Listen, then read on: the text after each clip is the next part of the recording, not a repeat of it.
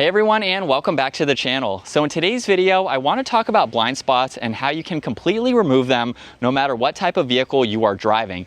Now in today's video, I will be focusing on my 25 Toyota Tacoma, but I'll have a link down in the description below where you can get this product for your own vehicle as well. And we are talking about a side mirror complete replacement from Sumo Performance. So these are wide angle, they're also polarized, and they still retain the blind spot monitoring that my vehicle came with from the factory. So that is going to offer us a lot of benefits over the factory side mirrors.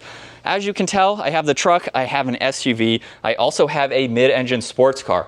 So if you don't have your side view mirrors adjusted properly, a vehicle like this could be a nightmare to drive. With its overall shape and design, it has a lot of blind spots if they are not adjusted properly. But since I have them adjusted properly, I have no issues. I have no issues with my truck or with the SUV, since you have this big pillar in the back there. So we are going to install these new side mirrors. I will show you before and afters, of course. But before we get into that, let's talk about your driver position and how that can better help you behind the wheel. So now that I'm sitting behind the wheel for my Toyota Tacoma, obviously this is going to be the most important setup that you can do before you start messing with your side view mirrors, because if you don't have your seating position and your steering wheel adjusted properly, you'll have to go back and readjust your side mirrors. So you want to make sure that you are in the most comfortable and safest position when you are in your driver's seat. So let's start off with the seat itself. As you can tell with my seating position right now, I have a pretty upright position. I see a lot of people who have their seats very, very far back. Now, some of these could be a comfort issue. Some of these can be a height issue too. If you're very tall, maybe you need that if you don't have quite as much headspace. But with a seat like this, having one hand on the wheel, trying to lean up, you just don't have a lot of stability, especially if you get in some type of collision. This is a position for relaxing when you are not behind the wheel. So for me, at 5'10", I want to have this seat not quite all the way upright. If I have it all the way up like this, then it's going to start to become more uncomfortable, especially for my legs. With the angle, I'm closing in past 90 degrees here, so this is just not super comfortable either. So obviously either direction is not going to be safe. You don't want to be hunkered over the steering wheel either. Because we have the airbag there, you don't want to be so close to it that it could do some serious injury. Obviously, if it goes off, hopefully you are okay, of course, but you don't want to be too far up either. Now, with the seating position here, if you are too far back, from what I've noticed from my personal experience, I tend to lean my head forwards just out of a natural seating position when I have the seat too far back. And what's wrong with that is that if the airbag were to go off, you have more space with the back of your head to impact the headrest than you do if the backrest is a little farther upright. So if you're sitting upright, you're somewhat close to it or even touching the headrest. If you do have an impact of some kind, your neck and head is going to be a little bit more stable. So I find myself constantly trying to touch the back of the headrest and not be in this position. This is also not a good position for your health to be slouched over in this way either. So I like to try to stay as upright as I can. Even if I have the backrest angled back slightly just a little bit more, I try to find myself in this position here. Now, let's go over the height adjustment, because most vehicles today do have a height adjustment for the seat. You don't want to be so low that you really can't see over the dash, and obviously you can only go up so high before you hit the headliner. So try to find kind of that middle medium where you may have a little bit of bend in your legs, of course, and it will vary depending on how tall you are as well, how far back or how far forward that you want to go. But that is also going to relate to your arms. So not necessarily your legs. Some people have longer legs than they do arms, so you just have to accommodate as best you can for those situations. But for me at 5'10", I want to move on now to my arms and where you want to have those placed. Because you want to basically be able to put the base of your palm on the top of the steering wheel.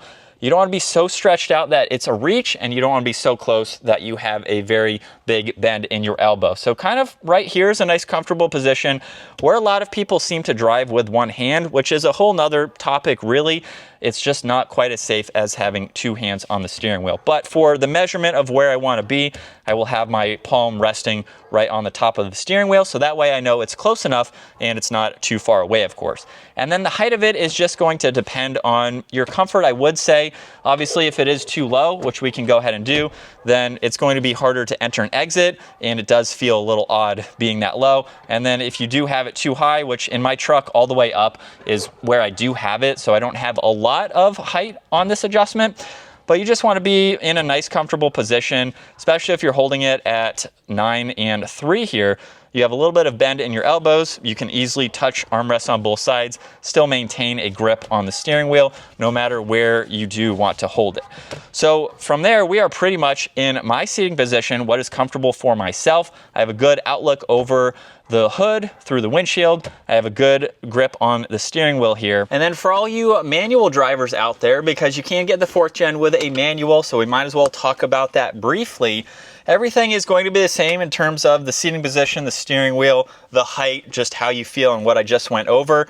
Only difference is now you have a clutch pedal for your left foot, of course. So you want to be able to push the clutch all the way to the floor and have a pretty solid leg for your left side. So you don't want to be reaching to get that clutch pedal to touch the floor, and you don't want to be so close that you can't move your left knee very comfortably and pushing the shifter down. So for me, I'm about a 90 degree right now with the clutch out, and then when I push the clutch in, I extend very, very slightly. So for me, that is perfect. My knee is not completely stretched out, so I'm in a good spot to be nice and comfortable.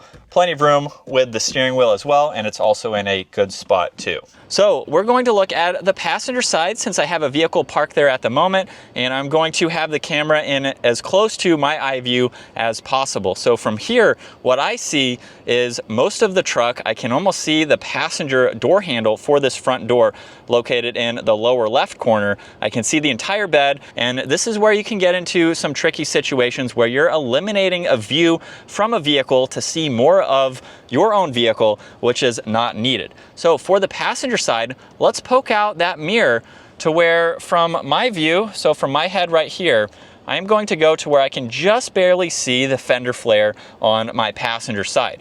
And so from there, you can pretty much see the entire vehicle from there. And then if I go to my rear view mirror, I can even see a bit of it poking out right there. So if I were to move the vehicle right now, I really don't have any blind spots with that SUV on that side. And then the same thing goes for the driver's side. So from where my head is roughly, you can see a lot of the vehicle on the right side of the mirror. That is very unnecessary because you're always going to know where your vehicle is. If I move this, now I cannot see my truck. I don't have to not see it because I know it's always going to be right there. It's fixed, it's a part of me.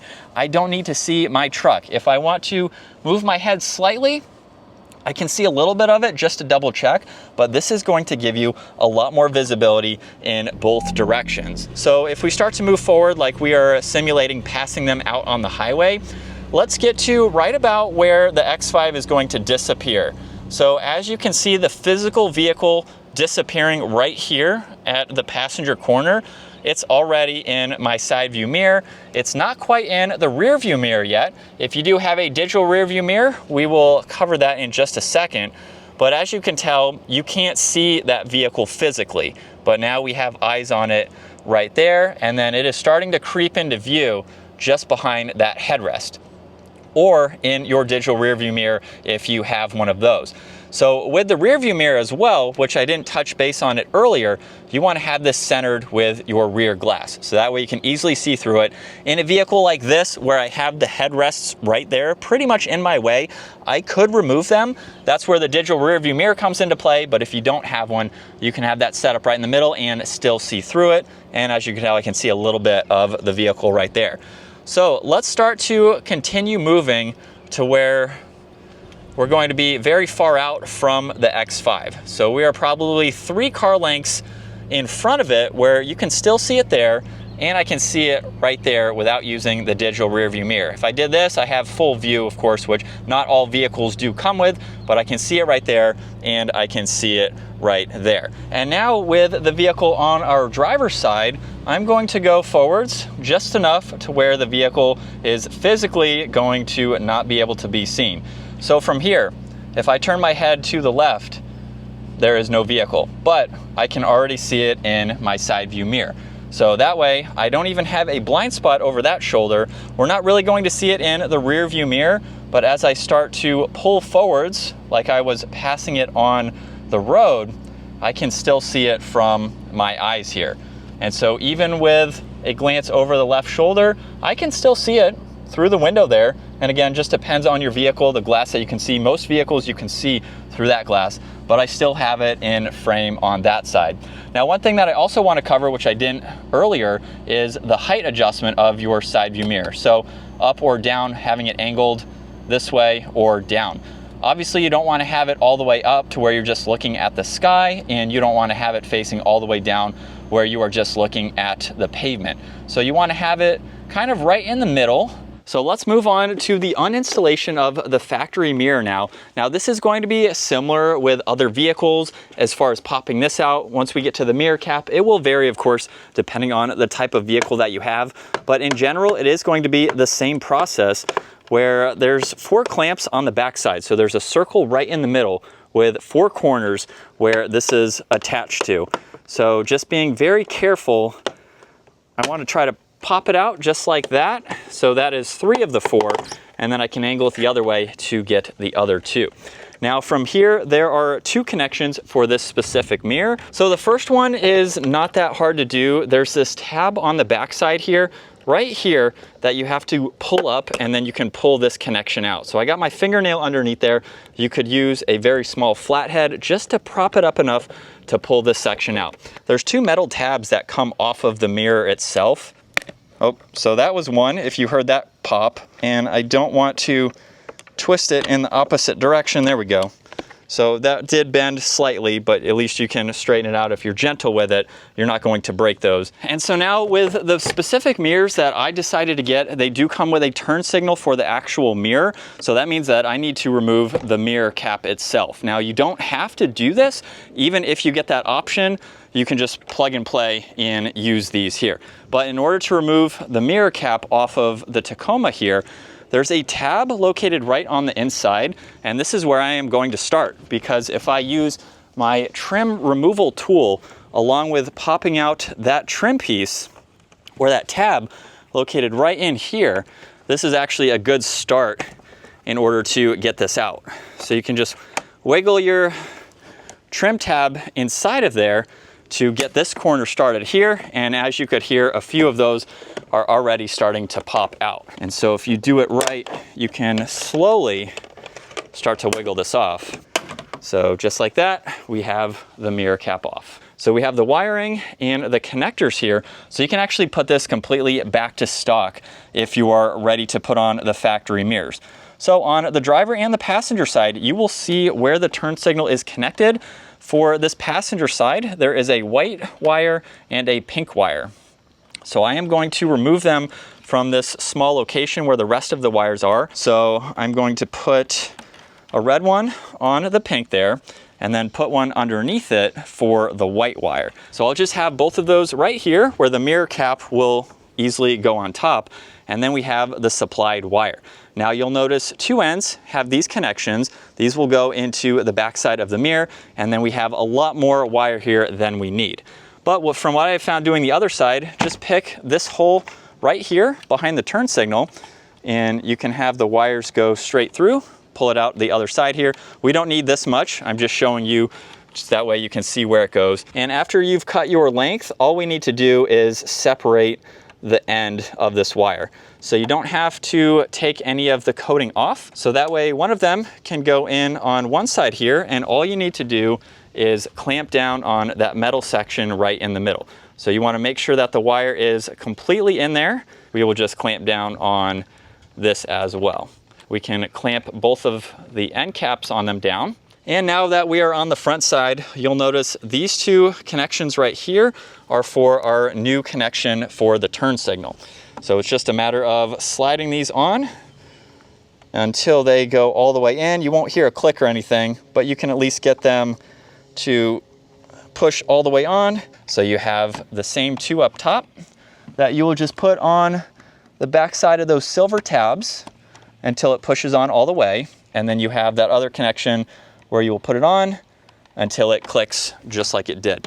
Now, this is going to be a little bit tricky to put this on. Not that it's hard, you just have to line up all 4, of course, and give it a good firm push. And then from there, it's pretty easy to put this back on. You just click it right into place, make sure everything is popped in. So with both of the mirrors now installed, let's start on this driver's side where I have the same vehicle just out of my blind spot there. And then you'll notice that with this mirror here, you can actually see a lot of the truck itself. Now I have these mirrors angled all the way out. So the same technique that I showed earlier, this is all the way out, and look at how much more you can see. So let's compare that to the stock one, where if we were in the same spot, that's how much of the X5 that you can see, just barely seeing that mirror folded in, and you can see a little bit of the truck. Now if we remove that, look at how much more of everything that you see. Now, if you are using your vehicle in city situations, maybe you're parallel parking and you want to see where your vehicle is in relation to curbs and things like that, this is definitely a lot more beneficial than having this smaller mirror, especially in a vehicle like this truck where I don't have the mirrors that auto adjust when you put it into reverse especially. You can see a lot more with this wide angle mirror. I've been driving this around for a few days with this mirror, and especially with the size of this truck and being able to see my tire, especially backing up, I can see that center line in the garage or the driveway there, even from back here, so back at my eye level. And as you can tell, we can even see this much of the vehicle while it's right there. So we have quite a lot over this driver's side here. And then same thing goes for the passenger side. I have it aimed out all of the way, and that is how much of the truck that you can see. Now I can actually see the tailgate as well. I didn't mention that earlier. I can see the top of the tailgate in person through this mirror. That is something that I could not see with the factory mirrors. And so let's do a test with the vehicle now on our passenger side, since you will have a little bit more of a blind spot. So from my angle, I am just barely getting the vehicle out of sight. So it's right on the other side of this pillar, and look at how much more of the vehicle that I can see. I can still see the tire of the vehicle. I can see pretty much the whole vehicle and the whole truck too. So even if I were to back up on my passenger side, I don't have to adjust my mirrors at all to be able to see the ground, to see where the tires are, and just to angle the camera in, this is what I can see from my eye view. And then one last test that I want to do is talk about motorcycles. So I have my bike currently right there. Obviously, if there was a rider on there, I could see them sitting in the upright position. I can barely see the bike as is just by itself. And of course, there is nothing in the rear view mirror there to see the bike. So I have the mirror set up in that same position, and as I start to roll forwards, that bike is completely gone, but I can see a little bit of it in the rear view. So just with the bike right on the other side of that pillar there, I can barely start to see it, and of course I would be able to see the rider on the bike. So as I move forwards more to be able to see the entire bike now, I am roughly just in front of the bike. So it is just behind the tailgate back there. And then back to the motorcycle now, where you can just barely see it. Obviously there would be a rider there again, but with the mirror in this location, we'll get the bike just behind the pillar. So it's right on the other side here, and I can already start to see the tail end of the bike. And then as I move forward, of course, it is starting to come in view, and we have the entire bike right there in what would be the blind spot. So on our driver's side, this is the Suma wide angle lens, where you can see pretty much all of the boat on this side, and the vehicle is also aimed slightly to the passenger side. So even with the passenger side, I can't quite see as much of the boat. And then as we turn to the passenger side, I can see a little bit of it, but look at how close it is. It's filling up the whole mirror basically, compared to when I was making a left turn. So even in backing up situations too, turning this way, I can see the whole tower, which is about 13, 14 feet off the ground. So I can see quite a lot. And then even having to back up, it's still even in my sight. And I can easily look over my left shoulder and see it right there. So I have quite a lot of visibility in just being able to see the whole boat, versus trying to back up on the passenger side, where I can still see the whole boat, but I can't even see above the windshield. So it is a much narrower view. And then to show the after with the new mirror for the passenger side, I'm going to take a very hard, sharp right to mimic the backing up that I just did, where when I zoomed in before, you could barely see the back tire. So from my angle, if I just move my head closer towards the steering wheel, I can actually see those back tires a lot better than the factory one. The factory mirrors are a lot more zoomed in, and so this gives me a lot more confidence in being able to see more of the trailer over that side as well. That one is a little bit harder, obviously, since the driver's side, you can peek your head over that window there. And so let's talk about final thoughts with the Sumo wide angle lenses. Definitely a huge difference over the stock mirrors. No matter what type of vehicle that you have, these are going to provide me with a lot more confidence in being able to see around me, especially motorcycles as well. These mirrors also have the turn signal, like I mentioned earlier, so that's just another visual for at nighttime especially. And with their polarization, that is going to help with glare at nighttime as well. It's going to be hard to show that on camera, but you do have that added benefit. And in this position right now, I can see the lines in the road in both mirrors, so I can easily see the rear tire placement. Very helpful for backing up. I can see the truck. If that's something that you like, seeing your vehicle in the mirrors, you get the added benefit of that, along with being able to see full vehicles in both views. So a really inexpensive upgrade to any vehicle to really help give you the best of everything. And you also have that factory look. You don't even notice that these are aftermarket because they have basically the same shape with their plug-and-play system. And just depending on the tech features that you have, I also still have my blind spot retained as well. So I hope you all enjoyed today's full video on your seating position, how to adjust your mirrors, installing a very nice kit for your vehicle in order to ensure that you have full visibility. If you enjoyed today's video, give it a huge thumbs up. Consider smashing that subscribe button so you can stay up to date with our daily uploads. Take a look at the links down in the description below so you can get this product for your own vehicle, and I will see you all in the next video.